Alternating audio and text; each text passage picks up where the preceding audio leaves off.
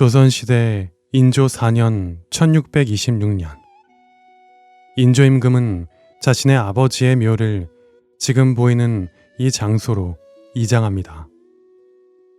그리고 그 현장에서 한 북잡이가 중얼거립니다.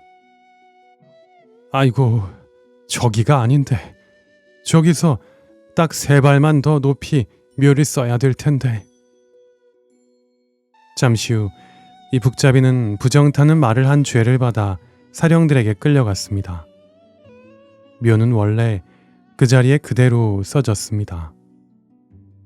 알고 보니 이 북잡이는 아주 유명한 직관이었고 이후 놀랍게도 나라의 운명이 서서히 기울기 시작합니다. 과연 이 모든 것이 우연의 일치였을까요? 오늘은 이 신비한 이야기가 전해져 내려오는 곳 장릉에 왔습니다. 요즘 왕사나무로 유명해진 강원도 영월 장릉이 아니고 경기도 김포에 위치해 있는 장릉입니다. 입장료는 1,000원이네요. 들어서자마자 녹음이 우거지고 푸르른 산책길이 시원하게 펼쳐집니다. 바로 근처에는 김포 시내의 도로, 자동차, 수많은 건물들이 있는데 이곳만 마치 다른 세상인 듯 고요하고 청량합니다. 지금 이 길을 따라 향하고 있는 장릉의 주인은 조선시대 왕으로 추존된 원종과 이 원종의 왕후인 인원왕후 구씨입니다. 원종은 각종 드라마나 영화 등에서 정원군이라는 이름으로 우리에게 더 익숙하게 알려진 인물이죠. 선조의 아들이고 또 세자였던 광해군의 바로 아래 동생이었습니다. 선조실록에는 정원군은 성품이 포악하고 행동이 방탕하여 당시 사람들에게 손가락질과 탄핵을 받았다고 기록되어 있습니다. 당시 개차반 망나니 왕자들로 유명했던 임해군과 순화군 못지않게, 아니 어쩌면 이들보다 더욱 행실이 포악했다고 하며 사관에게 그 임해군, 순화군이 선녀로 보일 정도로 답이 나오지 않는 최악의 인간 말종이다 라는 악평을 받을 정도로 대단히 악명이 높았다고 합니다. 참 그런 악명이 무색하게 너무나 평온하고 조용하며 아름다운 풍경을 느낄 수 있는 곳이네요. 선조가 세상을 떠나고 광해군이 왕위에 오르자 선조의 맏아들이었던 임해군이 먼저 처형을 당했습니다. 이에 위기의식을 가지고 있었는지 정원군은 일체의 정치적인 활동을 삼가고 극도로 조용히 근신하며 살아갔다고 합니다. 그러나 결국 정원군의 셋째 아들인 능창군이 영모에 연루되어 죽었고 정원군은 살던 집마저 빼앗기는 수모를 당했습니다. 당시 정원군의 집터에 왕기가 서린다는 소문이 자자했다고 하는데요. 그래서 광해군이 이 집터를 빼앗은 거라는 말도 있습니다. 그리고 그곳에 지금의 경희궁을 지은 것이죠. 이런 불행이 닥치니 정원군은 결국 술병과 화병을 얻었고 1619년에 아주 이른 나이에 사망을 하고 말았습니다. 그리고 이후에 부친과 동생의 죽음을 눈앞에서 목격한 정원군의 장남 능양군이 반정을 일으켜 광해군을 무너뜨리고 왕이 되었으니 그가 바로 인조입니다. 인조는 자신의 정통성을 더 강화하기 위해서 아버지 정원대원군을 왕으로 추존하고자 합니다. 이에 수많은 신하들이 반대하였지만 인조는 그 반대를 무릅쓰고 무려 10년 동안이나 밀어붙여 결국 자신의 뜻을 관철시켰습니다. 그리하여 정원대원군은 원종이라는 묘호를 받았고 그 아내인 연주군 부인 구씨 또한 인헌왕후로 추존되었습니다. 그리고 그와 동시에 이들의 무덤 또한 왕과 왕비의 무덤인 능으로 격상되어 지금 보고 계신 이곳이 장릉이라는 이름을 갖게 되었고 왕릉의 격에 맞는 모습을 갖추게 된 것이죠.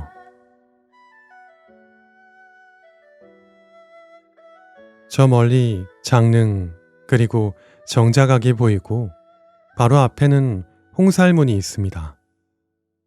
신성한 곳을 표시하는 붉은 문입니다. 지금 걷고 있는 돌길은 향로와 어로인데요. 살짝 높은 길은 향로인데 재앙시 향과 충문을 들고 가는 길입니다. 그리고 살짝 낮은 오른쪽 길은 어로인데 이곳이 바로 왕이 걷는 길이죠. 어로로 걸어가라고 합니다. 아주 잠깐 왕이 된 기분이네요.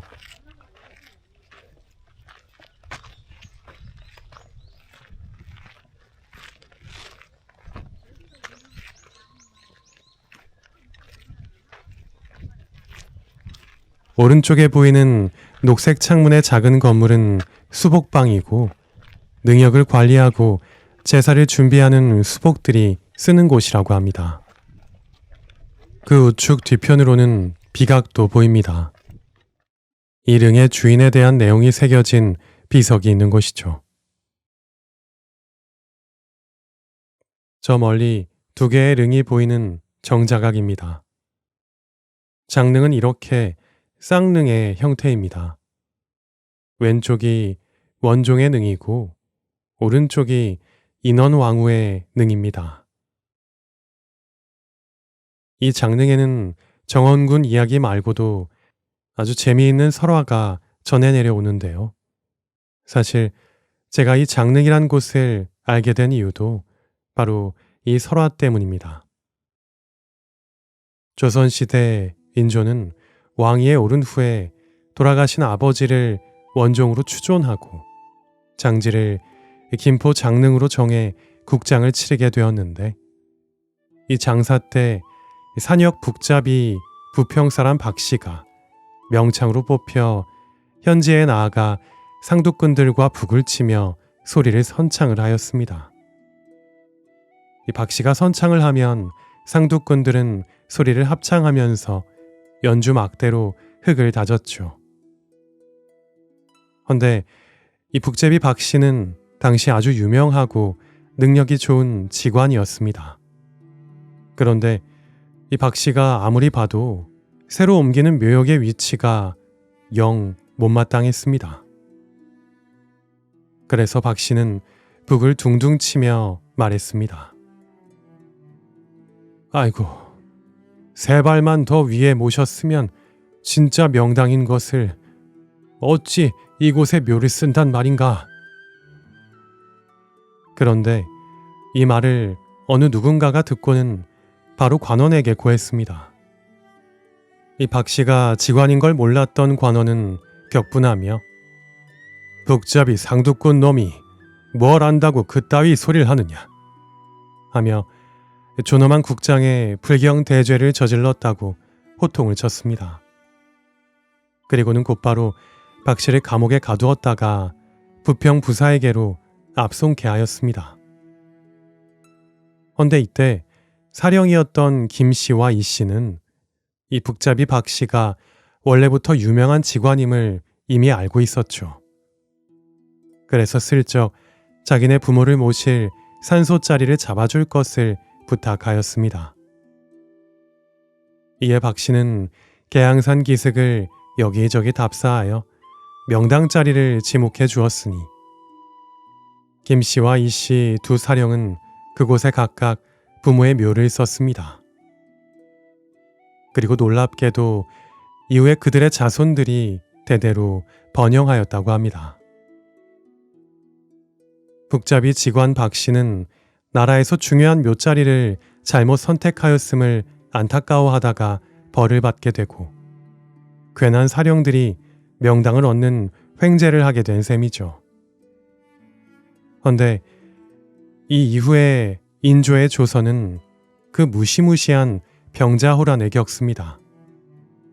그리고 인조는 청나라 태종 앞에서 3번 무릎을 꿇고 절할 때마다 이마를 3번씩 땅에 찧어 9번 머리를 조아리는 삼전도의 굴욕을 겪게 되었죠.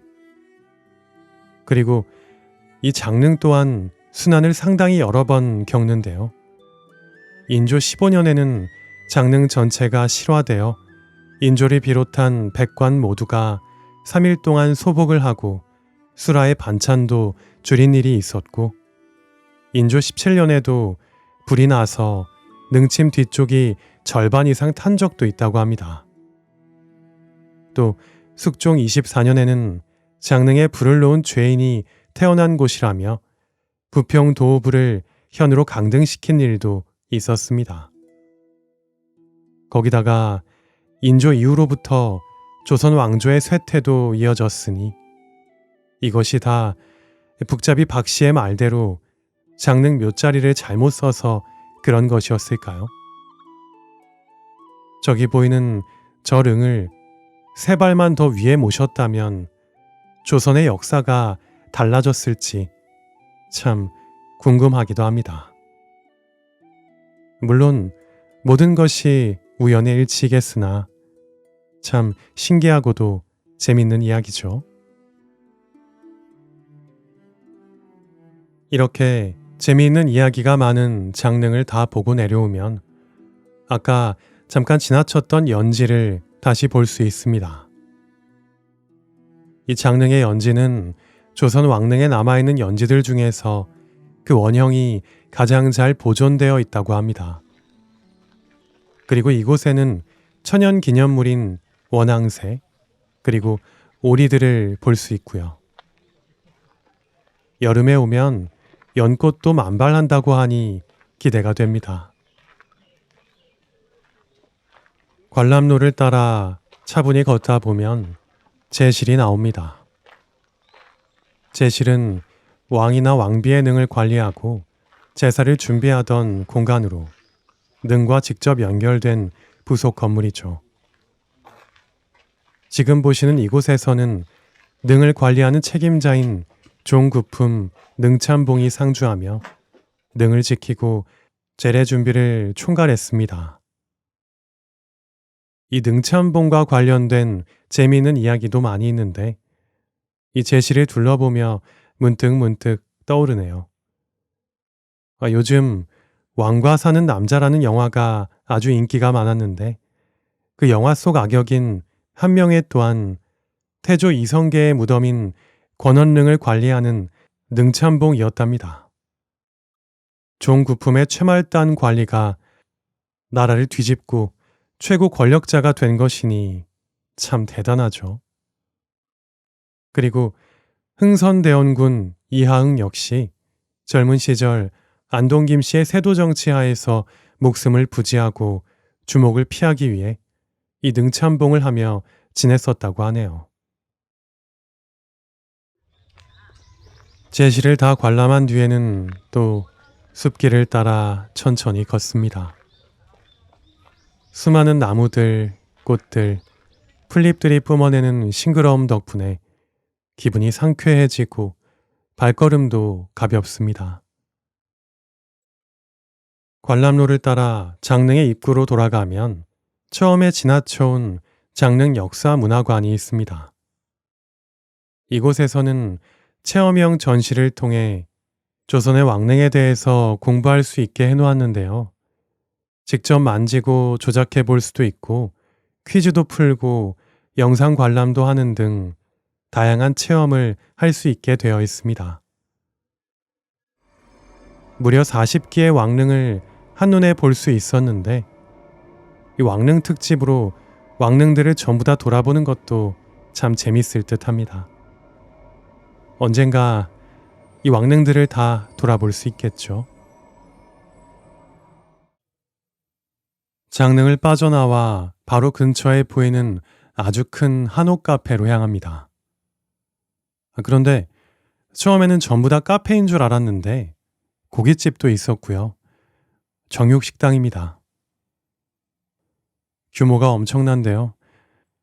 이곳에서 맛있어 보이는 한우들을 열심히 실컷 구경만 하고 돼지 족발만 사들고 집으로 돌아왔습니다. 돼지 족발도 참 맛있었어요.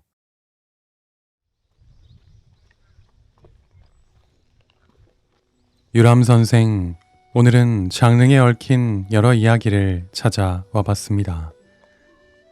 이야기도 이야기지만 도심 속에서 청량함과 상쾌함을 느낄 수 있는 너무나 좋은 힐링의 공간이었습니다. 여러분도 김포 장릉으로 꼭 한번 와보시기 바랍니다. 지금까지 유람 선생이었습니다.